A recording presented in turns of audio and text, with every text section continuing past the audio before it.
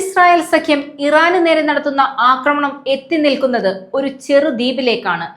Garg island എന്നാണ് ഈ ദ്വീപിന്റെ പേര്. വെറുമൊരു ദ്വീപല്ല ഗാർഗ്. ഇറാനിയൻ എണ്ണക്കയറ്റുമതിയുടെ ഹൃദയമാണ് ഈ ചെറു പവിഴപ്പുറ്റു ദ്വീപ്. ആഗോള സാമ്പത്തിക വ്യവസ്ഥയുടെ ഗതി മാറ്റാൻ ശേഷിയുള്ള ഇറാന്റെ തുറുപ്പുചീട്ടാണ് ഗാർഗ് ദ്വീപ്.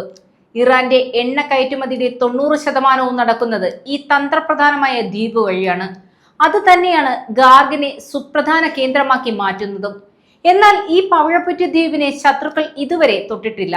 യുദ്ധം ആരംഭിച്ചു 2 ആഴ്ചയോടടുത്തിട്ടും ഗാർഗിനെ തൊടാൻ US മടിക്കുന്നത് എന്തുകൊണ്ടാണെന്നും ഗാർഗ് ആക്രമിക്കപ്പെട്ടാൽ അതെങ്ങനെ ലോകത്തെ മാറ്റിമറിക്കുമെന്നും നമുക്ക് പരിശോധിക്കാം. പേർഷ്യൻ ഗൾഫിലെ 5 മൈൽ നീളമുള്ള ഒരു പവിഴപ്പുറ്റു ദ്വീപ് മാത്രമാണ് ഗാർഗ്. പക്ഷേ ഇറാന്റെ സാമ്പത്തിക നിലനിൽപ്പിന് ഇത് ജീവവായു നൽകുന്ന ഹൃദയമാണ്. ഇറാന്റെ മധ്യഭാഗത്തെയും പടിഞ്ഞാറൻ ഭാഗത്തെയും എണ്ണപ്പാടങ്ങളിൽ നിന്നുള്ള പൈപ്പ് ലൈനുകൾ വന്നു ചേരുന്നത് ഇവിടെയാണ്.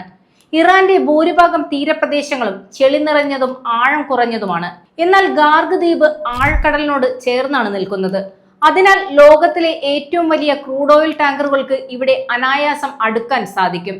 US എണ്ണ കമ്പനിയായ അമോക്കോ സ്ഥാപിച്ച ഈ ടെർമിനൽ 1979 വിപ്ലവത്തോടെയാണ് ഇറാൻ പൂർണ്ണമായി പിടിച്ചെടുത്തത്. സാധാരണയായി പ്രതിദിനം 1.3 മില്യൺ മുതൽ 1.6 മില്യൺ ബാരൽ വരെ എണ്ണയാണ് ഇവിടെ നിന്ന് കടന്നു പോകുന്നത്. എന്നാൽ യുദ്ധ സാഹചര്യം കണക്കിലെടുത്ത് ഇറാൻ ഇത് 3 മില്യൺ ബാരലായി വർദ്ധിപ്പിച്ചിട്ടുണ്ട്. കൂടാതെ 18 മില്യൺ ബാരൽ എണ്ണ സംഭരിച്ചു വെച്ചിട്ടുമുണ്ട്. എന്തിനാണ് ഇറാൻ ഇങ്ങനെ ചെയ്യുന്നതെന്ന് ചോദിച്ചാൽ ഉത്തരം ലളിതമാണ്.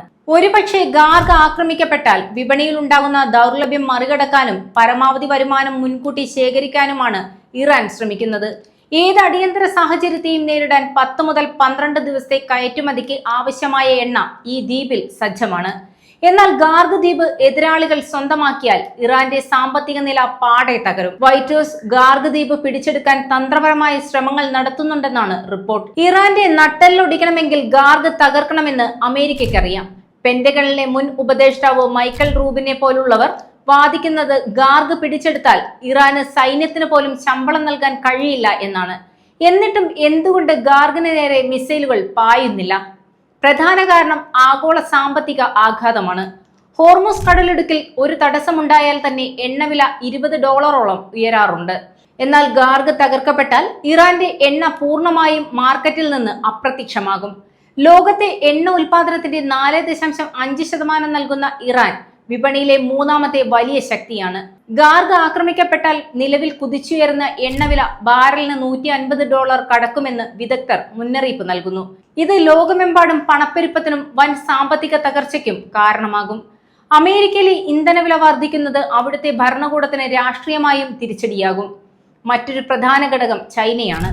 ഇറാന്റെ എണ്ണയുടെ ഏറ്റവും വലിയ ഉപഭോക്താവ് ചൈനയാണ്. ഗാർഗ് തകർക്കുന്നത് ചൈനീസ് സമ്പദ് വ്യവസ്ഥയെ നേരിട്ട് ബാധിക്കും. ഇത് അമേരിക്കയും ചൈനയും തമ്മിലുള്ള ബന്ധം കൂടുതൽ വഷളാക്കും. കൂടാതെ രാഷ്ട്രീയമായ ചില കണക്കുകൂട്ടലുകളും ഇതിന് പിന്നിലുണ്ട്. ഭാവിയിൽ ഇറാനിൽ ഒരു ജനാധിപത്യ ഭരണകൂടം വരികയാണെങ്കിൽ രാജ്യത്തെ പുനർനിർമ്മിക്കാൻ ഈ എണ്ണ കയറ്റുമതി കേന്ദ്രം അത്യാവശ്യമാണ്. ഗാർഗിലെ സങ്കീർണമായ അടിസ്ഥാന സൗകര്യങ്ങൾ ഒരിക്കൽ തകർത്താൽ അത് പുനഃസ്ഥാപിക്കാൻ വർഷങ്ങളെടുക്കും. ഒരു രാജ്യത്തെ പട്ടിണിയിലേക്ക് തള്ളിയിട്ടു എന്ന ചീത്തപ്പേര് ഒഴിവാക്കാനും ഗാർഗിനെ തൊടാൻ അമേരിക്ക മടിക്കുന്നതിന് കാരണമാകാം. ചരിത്രത്തിൽ മുൻപും ഗാർഗ് ദ്വീപ് ഇത്തരം പരീക്ഷണങ്ങളെ അതിജീവിച്ചിട്ടുണ്ട്. 1979 ബന്ദി പ്രതിസന്ധിയിൽ ജിമ്മി കാർട്ടറോ, 1980കളിലെ ഇറാൻ-ഇറാഖ് ടാങ്കർ യുദ്ധകാലത്ത് റൊണാൾഡ് റീഗനോ ഈ ദ്വീപിനെ നേരിട്ട് ആക്രമിക്കാൻ തയ്യാറായിരുന്നില്ല. അന്ന് ഇറാഖ് സൈന്യം ചില ടാങ്കറുകൾ ആക്രമിച്ചെങ്കിലും ഇറാൻ വേഗത്തിൽ അറ്റകുറ്റപ്പണികൾ നടത്തി കയറ്റുമതി തുടർന്നു. എന്നാൽ ഇന്നത്തെ സാഹചര്യം വ്യത്യസ്തമാണ്. ചുരുക്കത്തിൽ ഗാർഗ് ദ്വീപ് എന്നത് കേവലം ഒരു തന്ത്രപ്രധാന കേന്ദ്രമല്ല, അത് ലോകത്തിന്റെ ഊർജ ഭൂപടത്തിലെ ഒരു സുപ്രധാന ബിന്ദുവാണ്. അവിടെ വീഴുന്ന ഓരോ ബോംബും ലോകത്തിന്റെ പല ഭാഗങ്ങളിൽ ഇരിക്കുന്ന സാധാരണക്കാരന്റെ ജീവിതങ്ങളെ കൂടിയാണ് മാറ്റിമറിക്കുന്നത്. ഇറാന്റെ ഈ എണ്ണ ഹൃദയത്തെ അമേരിക്കയും ഇസ്രയേലും ഇനിയും വെറുതെ വിടുമോ, അതോ ലോകത്തെയാകെ പ്രതിസന്ധിയിലാക്കുന്ന ഒരു നീക്കം അവരിൽ നിന്ന് ഉണ്ടാകുമോ?